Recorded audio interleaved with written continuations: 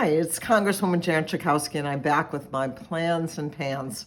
Well, it's been just a wonderful week of traveling throughout the district and very different venues, and I want to tell you a little bit about them. So, on the first day, we started the week with a breakfast. It was online with the leaders of the LGBTQ community. Now, most of you know exactly what I'm talking about when I say those letters, but I thought, there may be some people who have heard that or don't know really what it means. And so I just wanted to tell you that when we talk about that, it's the lesbian, gay, bisexual, transgender, and queer plus community. And so I have been an advocate for a very long time. In fact, in 2015, I was delighted and honored to have been inducted into the LGBTQ Hall of Fame in the city of Chicago. So this was a group that was interviewing 3 or 4 of the members of the Illinois delegation, I being one of them, and talking about what kind of legislation still needs to be done. And as much as the changes that we've seen, where people are accepting so much of what people do and what they want to do, and yet there are still discrimination, particularly for transgender people. As I've told you many times, I am the proud grandmother of a transgender young man who now is teaching school in Evanston at the same school that he went to when he was young and teaching first grade. But there are still discriminations, particularly for young people. And we want to make sure that there are rights for everyone. Next day, I was able to go to the Rebuilding Exchange in Evanston, where they were getting a $3.9 million grant from the Environmental Protection Agency, the EPA. This is a not-for-profit organization to make sure that we are using scrap metal, turning things that would normally be thrown away into more production. It's really silly to throw things away that can then be used for a better purpose. And that's exactly what this wonderful not-for-profit is doing right here in Evanston. It's in a warehouse that is just fabulous. Senator Dick Durbin was there, and the wonderful regional director of the EPA, Deborah Shore, was also a great friend of mine. So this is very important. They had someone from Washington, D.C., who's with the EPA, talking about this kind of project around the country where grants are being given out to reduce greenhouse gases. Because when you reuse these industrial products, and instead of starting all over, you are actually reducing carbon emissions. And that's the whole idea of this, to save money by having to build something new and also to make our planet safer. One of the most moving experiences that fortunately, as a member of Congress, I get to witness is a naturalization ceremony where people become citizens of the United States of America. And there was an amazing, big group that met at Wrigley Field outside. It was absolutely fabulous. And there were 981 people who became new citizens of the United States from 97 different countries. It was an absolutely beautiful day. We were greeted by the president of the Chicago Cubs, and we also heard from Senator Dick Durbin and other members of Congress. I'll mention them in a minute. But it was just extraordinary. They had been working a long time. It is not easy to become a citizen of the United States. The minimum amount of time that you are here is 5 years. You have to go through all kinds of tests. You have to meet certain standards. Some people have been here for 20 years and more, finally to become citizens of the United States of America. Mike Quigley, that's his district that we were in Wrigley Field, spoke. Delia Ramirez spoke. And the reason that she was there, one of the reasons, she's also a member of Congress, her aunt was being sworn in that day. It was very, very exciting.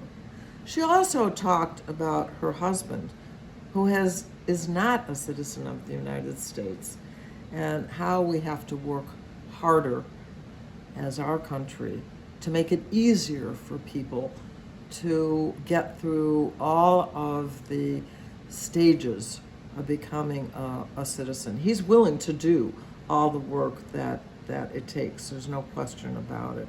But there are a lot of people who have been waiting for that opportunity to even get started for a very long time.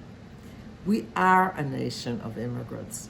I am a first-generation American. Neither of my parents was born in the United States of America. And now their daughter is a member of Congress. So there is no stopping us here in the United States. It's a land of opportunity, but it's sometimes pretty hard to get there. So afterwards, I was able to meet and mingle with some of the people and congratulate them. But you can imagine when all those voices coming out and saying the pledge in all different languages and all different accents. So it's a very, very moving experience. Makes you proud to be an American. All of these people were proud to be an American. We have to make sure that we have an immigration system that is fairer, that makes room for more people here. We want to do that. There's more and more information that shows that the United States of America benefits greatly from immigrants and the jobs that they take and the jobs that they do. And so it was a wonderful morning at Wrigley Field. Something else I really like to do is to go to various health centers. The one I went to, Access Health Center, is actually near the house that I grew up in Chicago, but just across the street into Evanston. One of the founders of this health center, Tariq Butt, is a great friend of mine, Dr. Tariq Butt, and we've been working together for a very long time on healthcare, access to healthcare for everyone. We talked a bit about that. And they treat people, some of whom don't have insurance, some that do, and some are not even eligible to get insurance. People who are undocumented are still able to come in and get health care that they need. Some of these health centers, because they do treat low-income people, are able to get a discount on their pharmaceutical costs. And that can then be used to do other things to help people get the health care that they need if they're able to pay a lower price. But there's an attack on that right now. And so we discussed that, and I discussed with them about how I had been fighting for a long time. We are the richest country in the world at the richest moment in history. And the fact that still there are so many people who struggle to get basic health care, there is plenty of money available for us to do that. And we all should want that because we want people to be healthy. We want children that go to school to get the health care that they need and be healthy among our own children. So we had a good conversation, and I really, really was impressed with this wonderful, wonderful health center in my district. And then I went to a lunch being sponsored by the National Association of Realtors. Now, the realtors in my area generally invite me once a year to come and discuss kind of the state of housing in our community. Marilyn Glazer, who has been a longtime friend of mine and who has really been the leader of that organization in the community, and I were the lead speakers, but then we also took a good deal of question and answer. One thing we know is that real estate accounts for 16.2% of the Illinois economy. But there is one problem that is worse in Illinois than in many other states, and that has to do with new housing. We are one of the lowest states in the country where new housing is being constructed. And so one of the discussions that we had was what is going to be done to give incentives. And actually, there is a national program to help states, and that is being developed right now to be able to make sure that there are new housing starts, particularly for moderate and low income people and first-time buyers.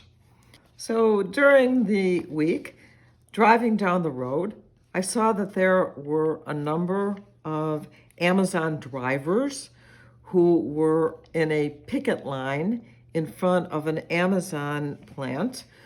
And I thought, I'm going to join you. I think that the workers deserve better than they're getting from Amazon, not a union company. And I was able to walk around a couple of times and explain to them that I am not only pro-worker, but I am pro-union as a union member myself. I'm a member of Workers United, the union that is trying to get justice also from Starbucks for the workers, and to give workers the opportunity for some collective bargaining to make sure that they are getting a fair shake from these big companies. Now, I'm not saying that they should not be in business at all. I'm saying that they should work out plans to negotiate with these workers who want those jobs, who are good at those jobs. And so it took about 15 minutes just walking around and showing my solidarity for those Amazon workers. As I close out the week, I want to say a hearty happy birthday and congratulations to my dear friend Bea Lumpkin on her 106th birthday. That's right, 106. I was at her 105th birthday, my husband and I, where we danced at her party. I mean danced. The kind of thing where she would twirl someone under you, including me. Bea is an active member of two unions, United Steelworkers and also the Chicago Teachers Union. And when I say active, I mean she still makes it to meetings. And in fact, her party was at the Union Hall of the steelworkers on one day. The next day, she went to the Indiana Dunes to celebrate her birthday, but not just to see the beauty of the Indiana Dunes, but to climb the dunes. That's Bea Lumpkin. It's really remarkable. She is a leader. She is an author. She is a progressive. She is an activist. And for now 106 years, she has been a fighter for justice and for human rights.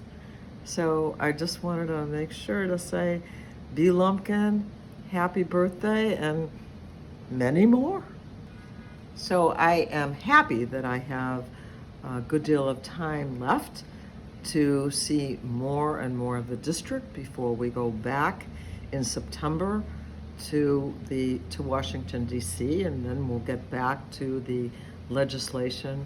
But for now, I can see many different aspects of the 9th Congressional District and beyond. I'll see you next week. Thank you for watching my video. Make sure you subscribe to my YouTube channel and follow me on Instagram, Twitter, and Facebook, where my handle is @Jan Schakowsky.